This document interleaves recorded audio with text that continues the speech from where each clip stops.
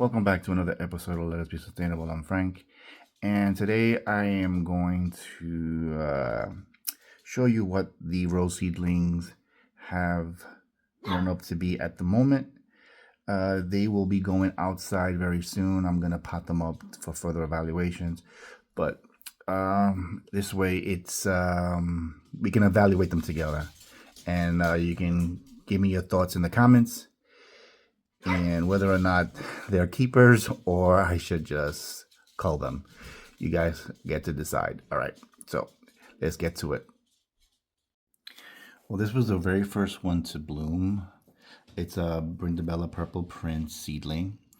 It bloomed first. I love the color.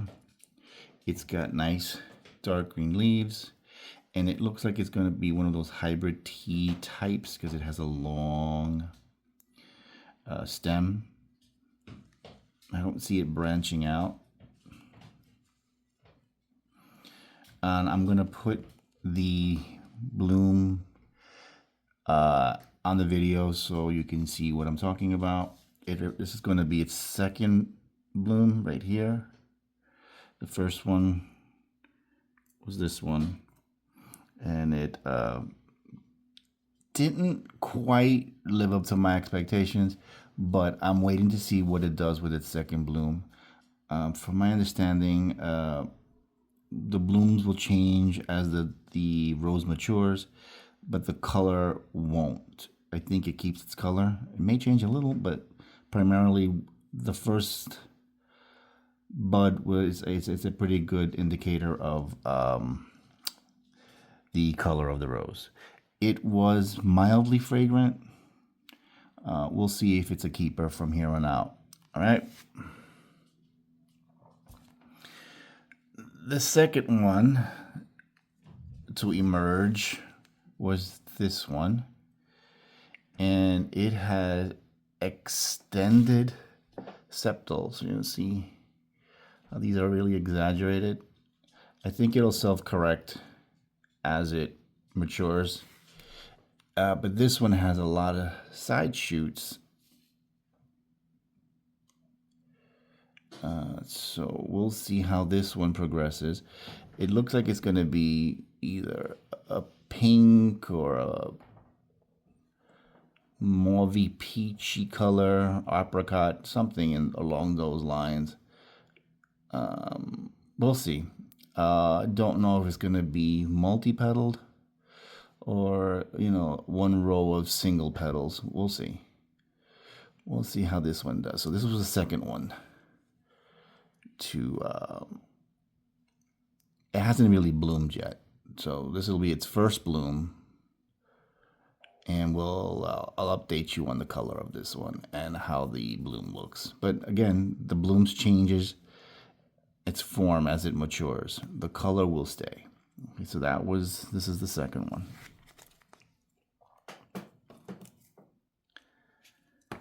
Moving right along.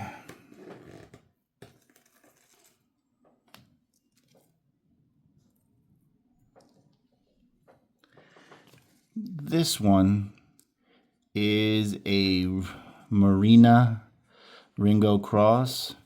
So it's one of those Huthia roses, those desert rose crossed to a Floribunda rose. So I crossed it again. So it should have good disease resistance. We'll see how this one progresses. And this was the third one to bloom. I'll post a picture. It already has its second bud. So far, so good on this one. And it's kind of thorny, if you ask me. Not too much, but it has its thorns. And we'll see how this one progresses. So this was the third, and I will add the picture of this on the video because it's a keeper. This one was truly a keeper. It was like a tangerine mango orange, so it's a keeper.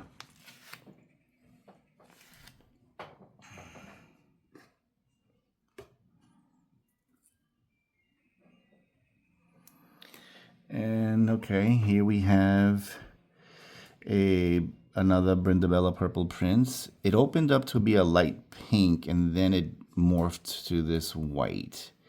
So I'm hopefully 100% thinking this is going to stay this way. I don't know if it's going to have more petals as it matures, but so far it's pretty decent. And this is very fragrant. And it has that rose, old world rose perfume, that classic rose smell. The scent is really sweet. So if it's for the scent alone, it's a winner in my book already.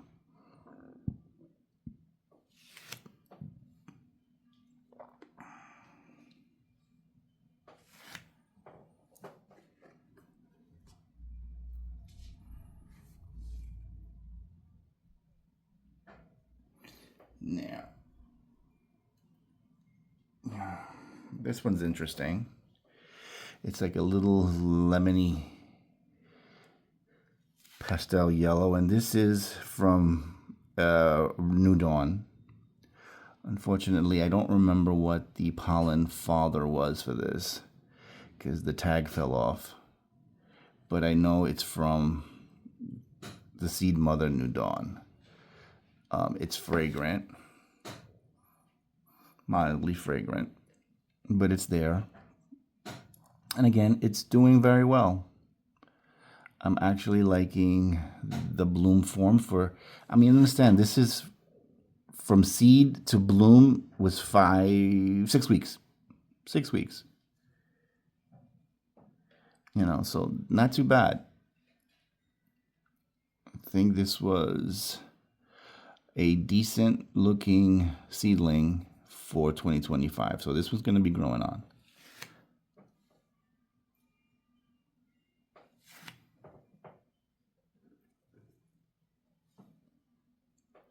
Another one from New Dawn. This is the sibling of that other rose you saw. Again, I'm kind of upset that I don't have the pollen father. See, why it's so important to have a good labeling system and maybe a backup, computer list of what you crossed. Because seriously, I'm trying to figure out what I crossed it with, but I can't. Look at these petals. Look. Again, a white. Will I maybe use this in another cross? Who knows? Let's see how it continues. I want to make sure that it's disease resistant because right now they're being babied because they're indoors. I want to see what they do outside in the elements. So far right now they're doing okay. Not to say that they wouldn't succumb to disease indoors, but I am, becoming that helicopter parent when it comes to these little seedlings because it's exciting, when you put all that hard work into it.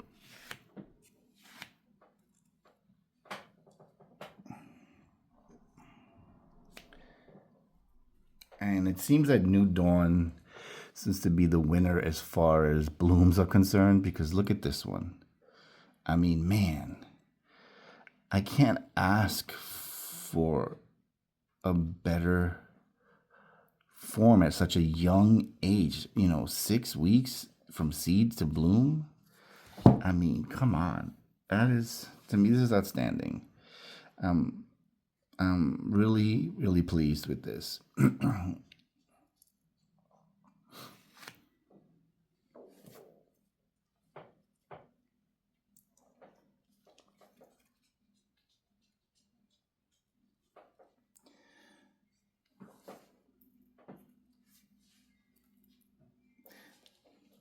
This is really fragrant.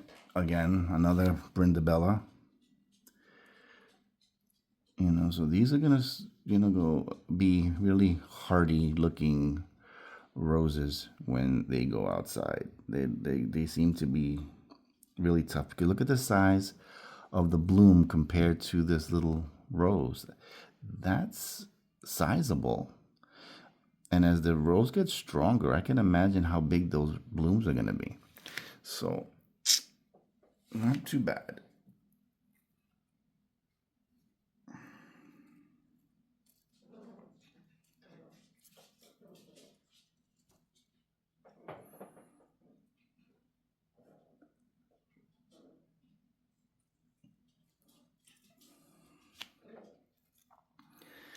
Now, here's another one that has yet to bloom.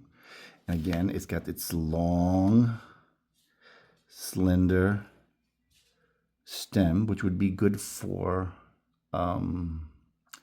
flower cutting. You know, it's still a young little seedling. It's only 6 weeks old, and it seems to be a dark magenta color, which is reminiscent of, you know, what Brindabella Purple Prince blooms like. It's like this mauvey purple red. So it's very close to what the mother parent looks like. So happy with this one as well.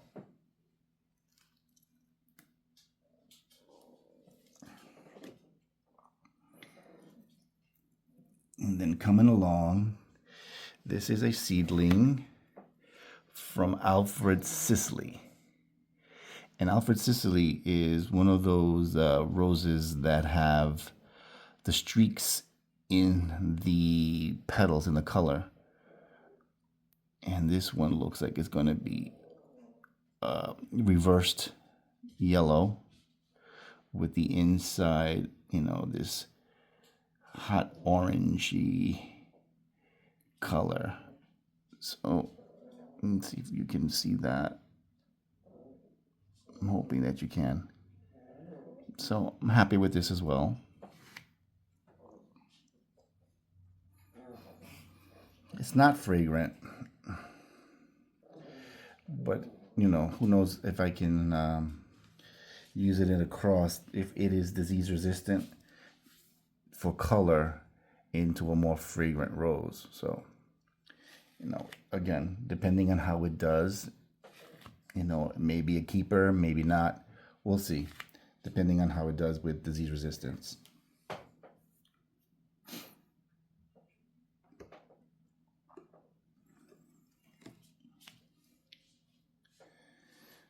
This is another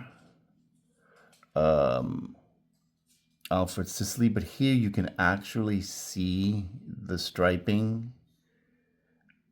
It doesn't have many petals, but you can see where the striping, I'm sorry if I'm shaking it too much.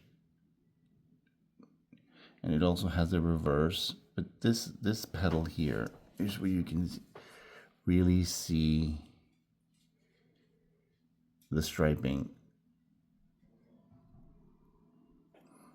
from its seed mother, Alfred Sicily. And this was, again, this was from a seedling that sprouted on February 22nd, and it's already blooming. It's kind of really short, if you can see what I'm talking about. It's really small. So this may be a short variety. This may be one of those roses like for the garden or for pot rose, you know, to put it in the pot, in the container, a container rose. It's cute. We'll see how it progresses. It may not be a keeper, but you know, because of the striping, you know, we'll see how it progresses.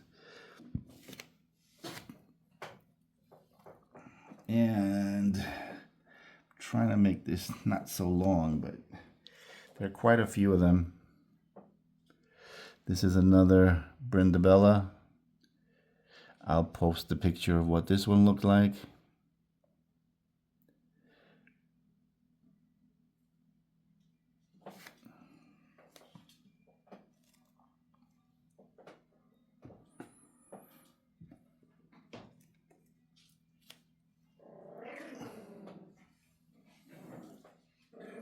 This one is Brindabella, but this one hasn't bloomed. So some of them seem to take longer to set blooms than the others. It's about, I guess, how they receive the genetics as far as their timetable for blooming.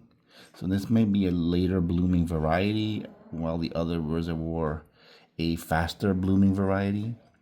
It all depends on how these genetics lined up, but yet I don't even know what color this one's going to be because it hasn't even formed a bud yet.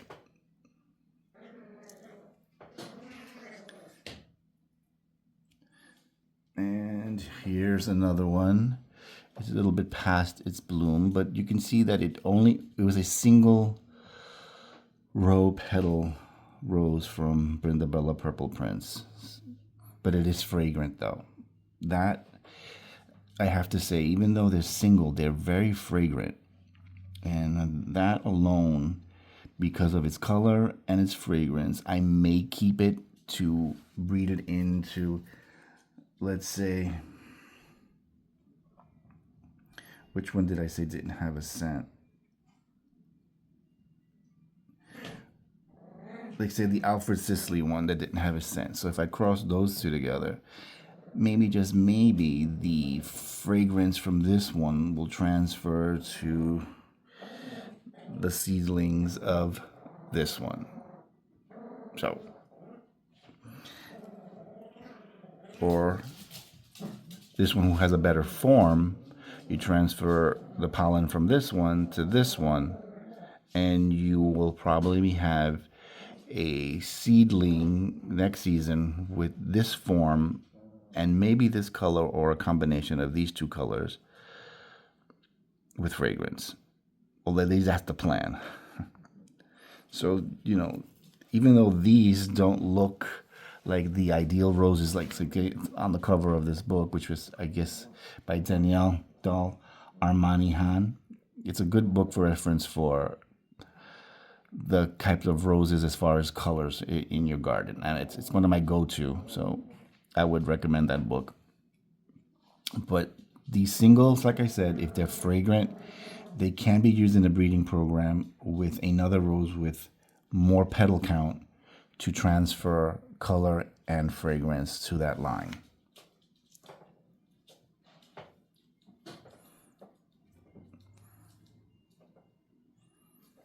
Here's another one of the same single type. It's very fragrant. I'm saying it's really strong, and it's a Brindabella seedling, and all the Brindabellas are fragrant. Man, they just really are. It's the color I'm liking, and again, it's something that I can use in a breeding program to carry on the fragrance of the line.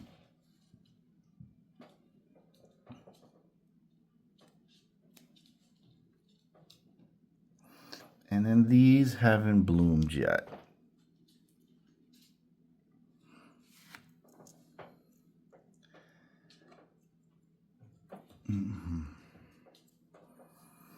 See how small this one is? It's short. Alfred Sisley here, and the Brindabella. But these two already have buds, while this one has not.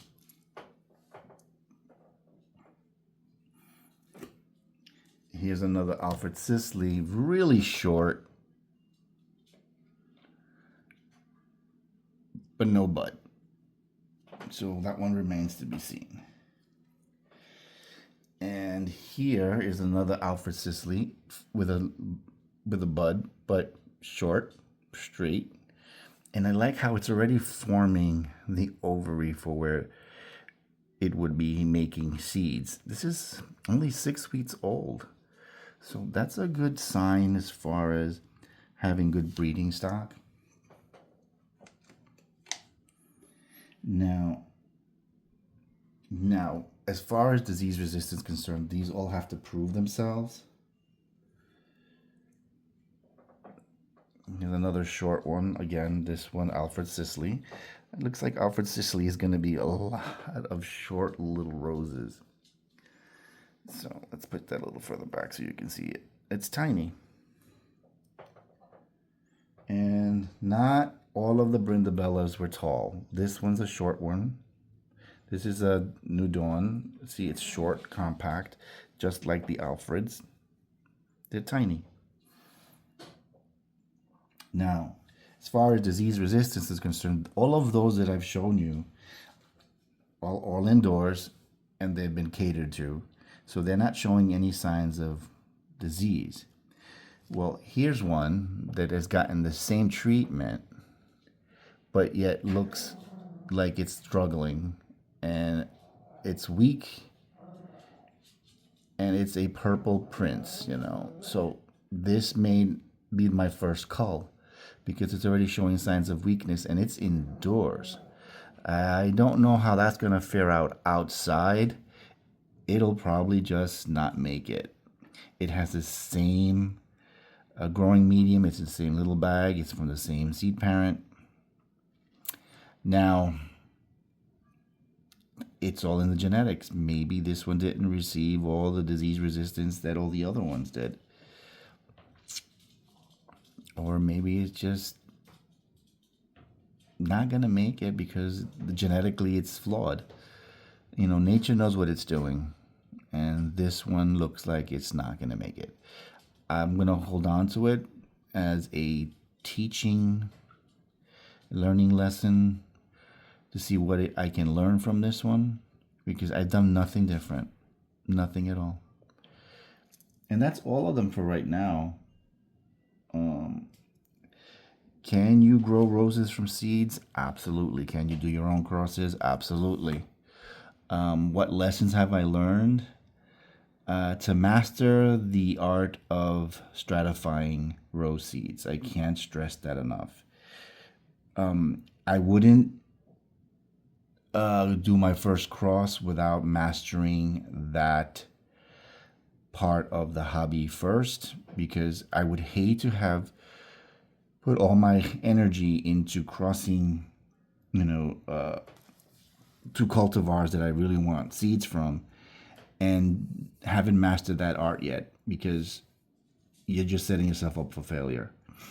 Try open pollinated seed first, master and grow those. You're going to get great seeds. You're going to get good roses from that. And you never know what you're going to get. But that's the fun part. Once you've mastered stratification and seed collection, then focus on crossing.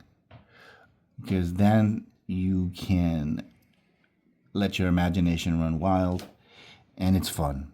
So if you have any questions, comment, like, and subscribe. Let me know what you think about these seedlings, and I will catch you on the next one. Thank you for watching.